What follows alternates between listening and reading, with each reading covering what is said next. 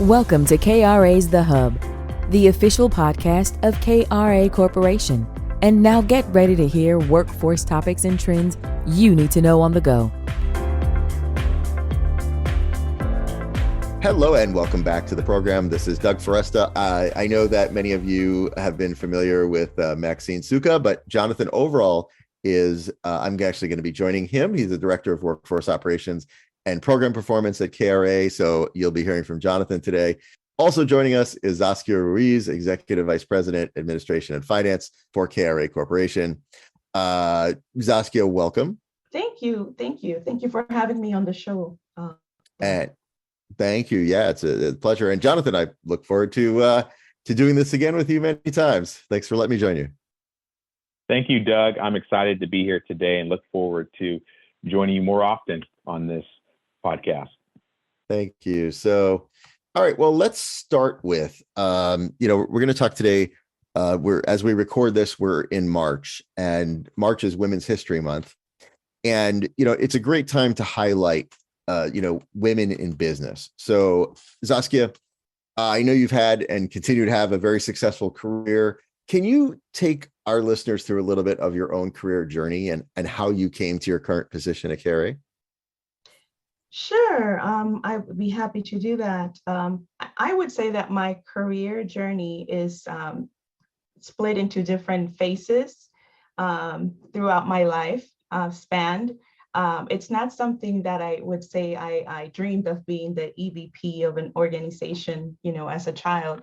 It's something that I kind of, I think in some ways I was molded by my parents when it came to, my mother being a business owner and my father being a casino dealer. Were very heavy into like math and business.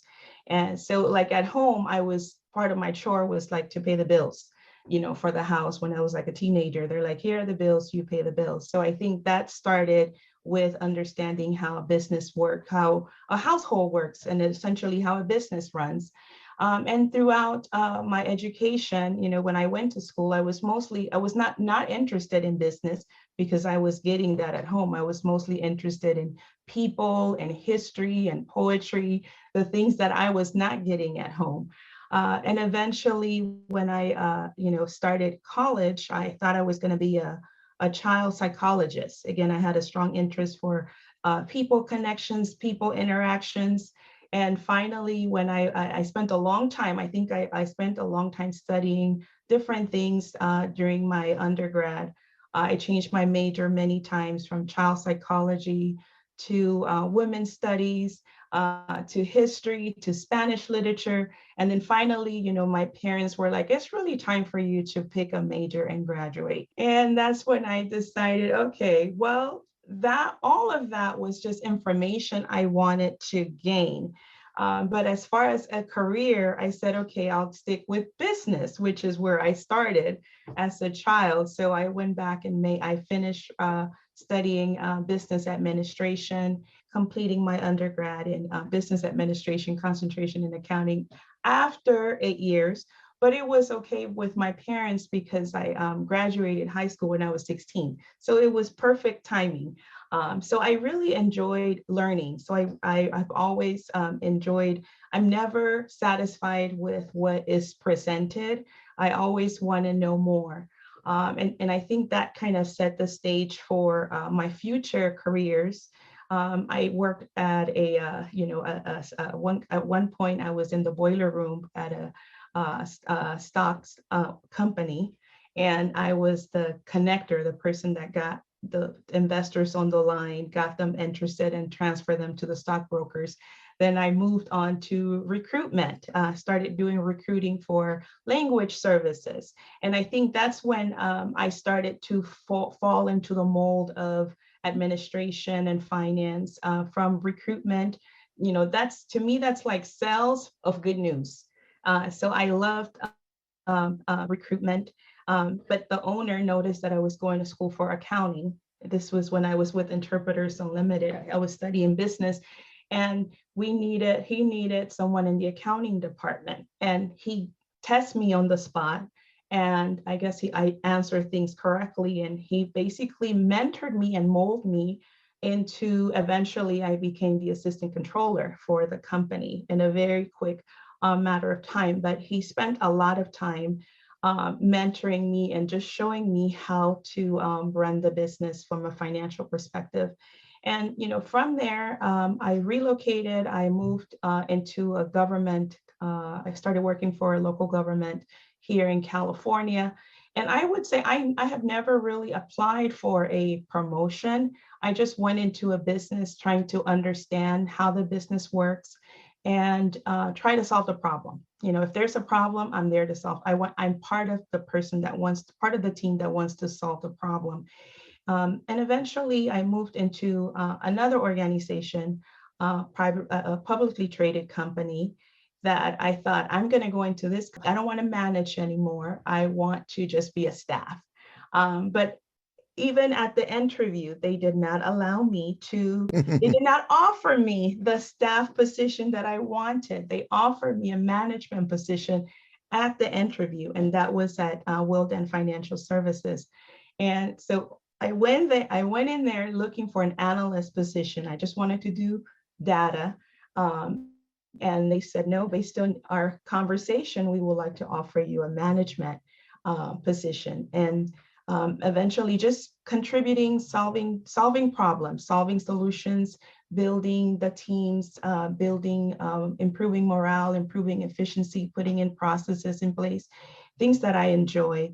And eventually I came across KRA, and I started with KRA, I want to say in 2016, as their contracts and budget services manager.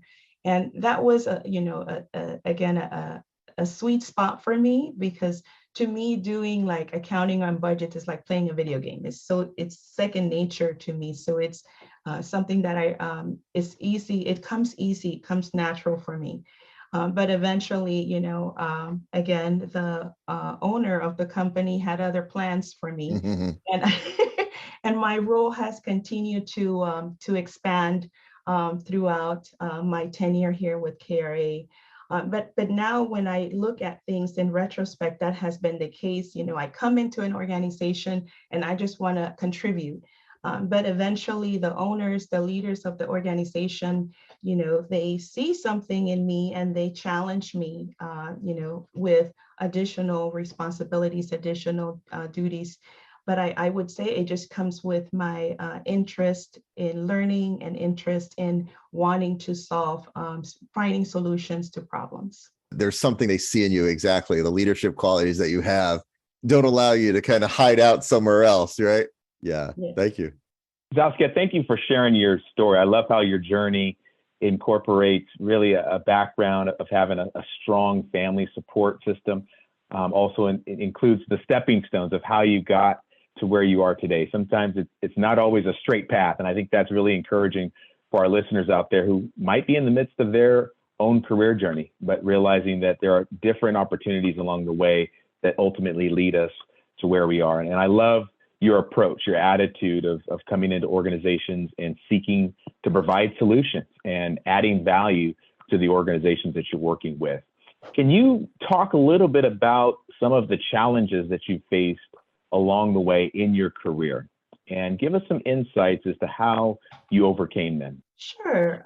There has been many challenges. I think, I face challenges on a daily, weekly basis, some major, some minor. I think, we can always go back to our starting with our programming. For me, I migrated with my family from Panama in 1990, a long time ago. And that was like a life-changing event where my mother and my sister and I, we basically had to rebuild our lives. And so, you draw from those experiences, I think every experience, every setback prepares you for a larger, a bigger challenge. When it came to, education and employment, navigating those areas, I remember when I decided to finally move forward with business, and I was in like calculus upper division calculus courses, and I would be like one of the only women in the class. And I would face comments from the guys, from the gentlemen, that I would say, like if there was a test and the professor said we're not doing the curve because someone got 100%, they were in disbelief that I was the one that got the 100%. I also remember, like, a lot of the even in my own family, a lot of the men are engineers, and there was a time where I needed to, like, something simple as borrow the calculator, and they're like, do you know how to use a calculator? So you all of those things, eventually you get into the workforce and you deal with all kinds of challenges, but you draw from those experiences where you have to believe in yourself. One of my mentors that I had when I worked at a local government here, she told me, she said, you have to learn to go around it. You have to, sometimes you think you need to go right in front of the problem, but sometimes you need to find another way to navigate through those challenges. And I think, it's just, you've learned to adjust. You learn to adjust to different people, different styles. You have to have patience.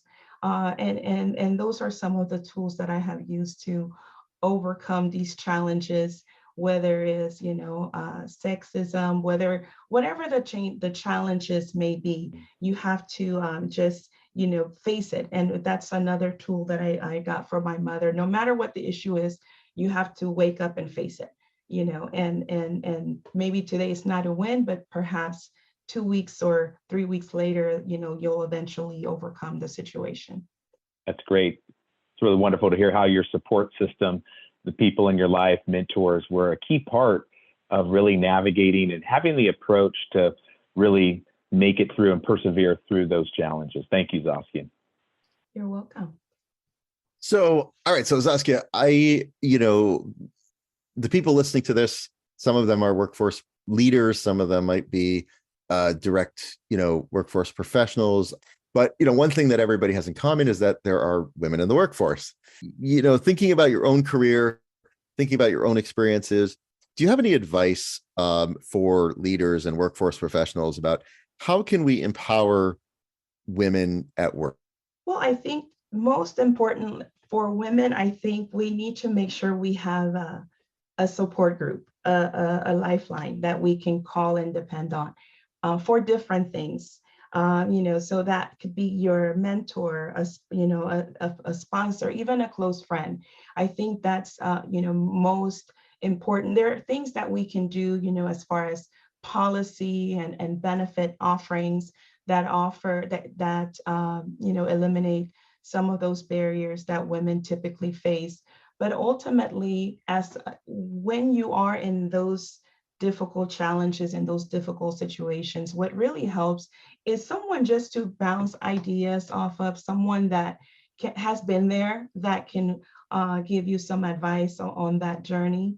And I think that's the best thing that we can do as women in the workforce, in workforce development, is to make sure that we're supporting each other, even if we're, from a competitor or we're from other organizations. I think that's the best thing we can do, is just make sure that we're creating a support system for different parts of areas where we need help.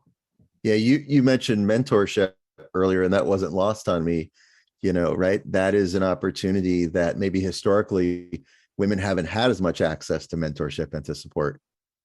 And so it sounds like that was a big, to hear you talk about the support that you had, right? And including that mentorship was not lost. Yeah. Absolutely. I don't think I would be in this position if it wasn't through people that volunteer to be my mentor, essentially. And I know that everyone is not as fortunate. And I try to also be a mentor to women, men, anyone in the organization. I try to be a mentor as well.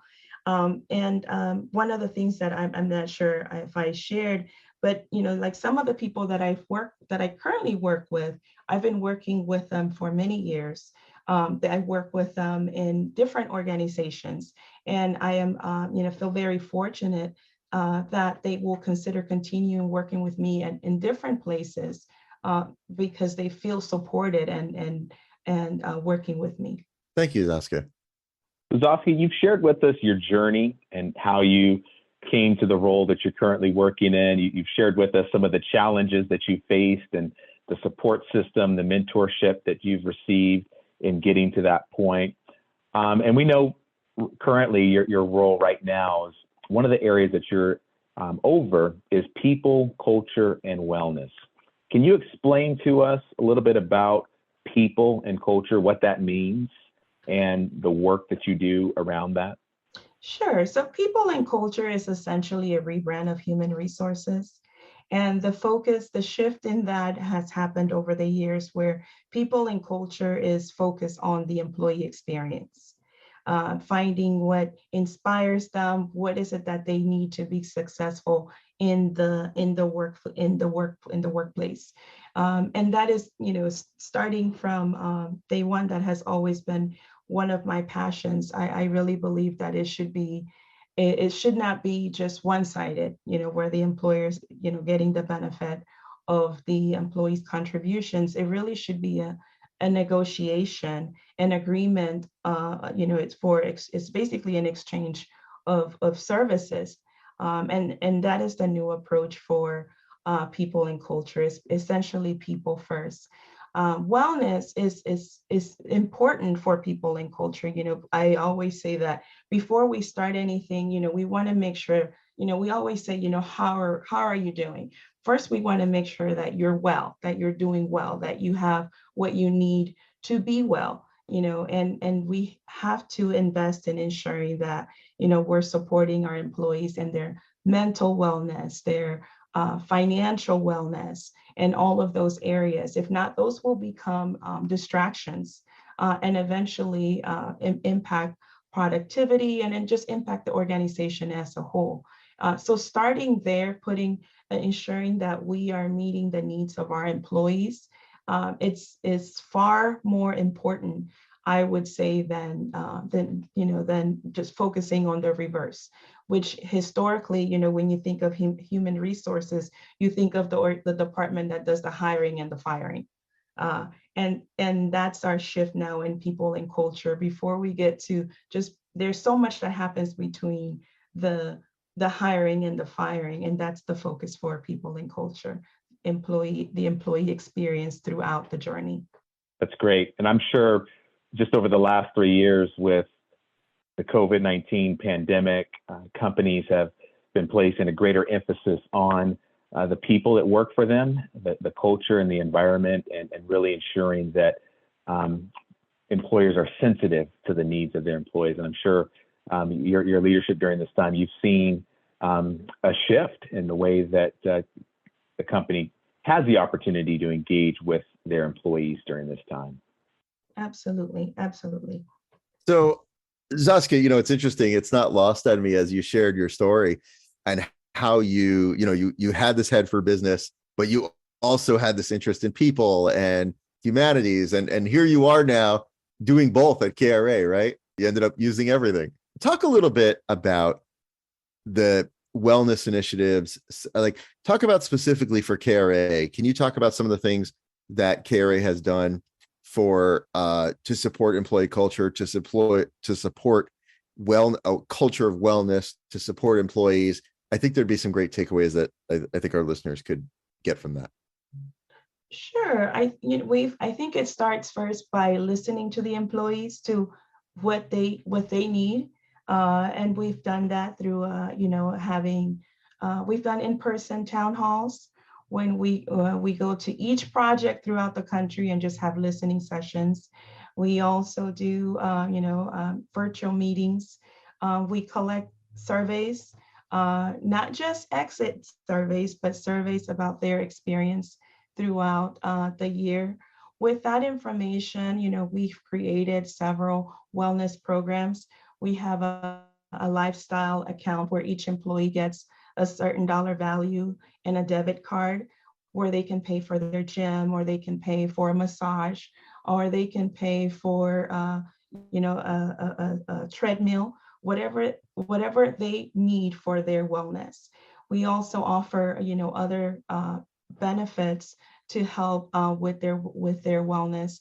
In addition to, ensuring that, we've done when it comes to financial wellness, also doing, pay equity reviews and to as much of our power and capacity to try to make adjustments as necessary.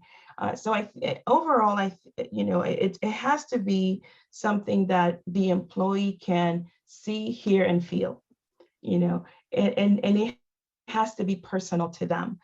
There are times where we also send little tokens delivered to them, whether it is, I think during the pandemic, we did like a reading club of 100, a year of positive thinking. So during the pandemic, everyone got a book, and every time we had a town hall meeting, it was, the book is there's a motivational,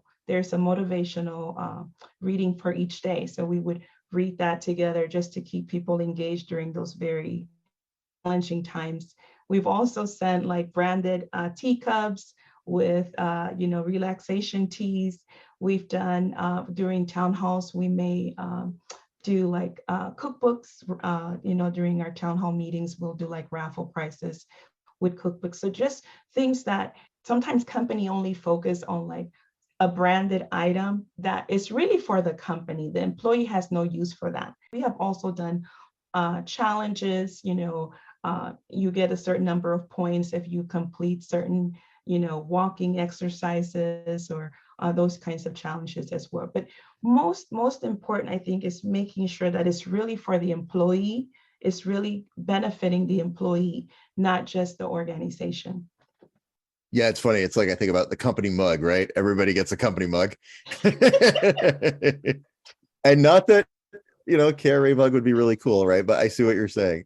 Zaskia, you've provided us with a lot of what I believe is inspiration today with your journey. Most importantly, your story, which is very inspiring. Your family background, really how that's been a support system for you. Even the twists and turns in your career. And I think you have a combination of a skill set and experiences that have brought you to the place that you are. And whether it's a woman in the workforce or really anyone that's looking to grow, the attitude, you've shared a lot in terms of perspective that I believe are very valuable goals and pursuits for anyone that's listening. But before we close today, are there any last words that you have that you'd like to share with our listeners before we close out today's conversation? I would just encourage all of our listeners to, really be authentic and intentional about supporting women in the workplace. Again, really thinking about what they need and putting that in, at the top as a priority. I would also say, from KRA being a contractor, the other challenge with that is that in this field, sometimes we focus on the program participants, and the benefits and the outcomes that we want to have for the program participants. But we need to ensure that we're also equipping our vendors, our subcontractors with the resources that they need to ensure that they can provide a good employee experience for those that are delivering the service. Otherwise, it's going to be a disjointed effort. We're not going to be able to reach the customers if the ones that are providing the service are not being taken care of. Amen. That's a great place to close out. Zaskia, again, I really appreciate you sharing your journey with us. And I think it's so interesting how, the other thing that I took away from what you shared is you never know, right? Like your parents gave you the freedom to explore many things, not all of which were necessarily immediately easily tied to, okay, how are you going to use this in a career? And yet you have used them and you are using them. So thank you so much. I want to say thank you to Zaskia for joining us. Jonathan, I look forward to doing this again many times with you. Thanks for allowing me to join you on KRA's The Hub. And to our listeners, we will see you next time on the next episode. Thank you for listening to KRA's The Hub. Don't forget to subscribe to the podcast on Spotify, Apple Podcasts, or wherever you listen to podcasts. To learn more about KRA Corporation, visit www.kra.com. Thanks so much for listening, and we'll be back soon with a new episode.